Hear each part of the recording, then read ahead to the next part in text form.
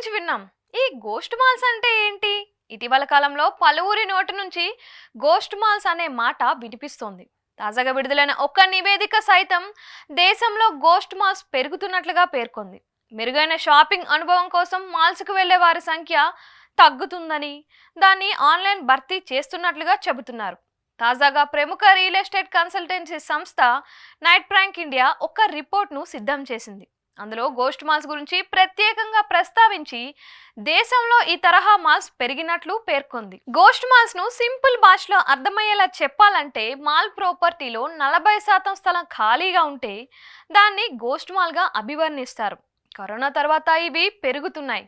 దేశంలోని 8 ప్రధాన నగరాల్లో ఈ గోస్ట్ మాల్స్ కు సంబంధించిన గణాంకాల్ని చూస్తే 2022లో గోస్ట్ మాల్స్ 57 వరకు ఉండగా 2023 నాటికి 64కు పెరిగినట్లుగా రిపోర్ట్ వెల్లడించింది.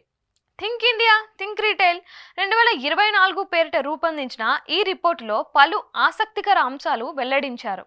29 నగరాల్లో 58 హై స్ట్రీట్స్, 340 షాపింగ్ సెంటర్లపై అధ్యయనం చేపట్టిన తరువాత నైట్ ప్రాంక్ తాజా రిపోర్టును సిద్ధం చేసింది. దేశవ్యాప్తంగా గత ఏడాది 64 గోస్ట్ మాల్స్ కారణంగా సుమారు 13.3 మిలియన్ చదరపు అడుగుల లీజ్ స్థలం ఎలాంటి ఉపయోగం లేదని పేర్కొన్నారు. అంతకు ముందు ఏడాదితో పోలిస్తే ఈ ట్రెండ్ 58% పెరిగినట్లు వెల్లడించారు. గోస్ట్ షాపింగ్ మాల్స్ విషయానికి వస్తే దేశ రాజధాని ఢిల్లీ మొదటి స్థానంలో ఉండగా తర్వాత స్థానంలో ముంబై, బెంగళూరు ఉన్నట్లుగా పేర్కొంది. హైదరాబాద్ లో మాత్రం 19% మేర గోస్ట్ షాపింగ్ సెంటర్లు తగ్గినట్లుగా రిపోర్టు వెల్లడించింది.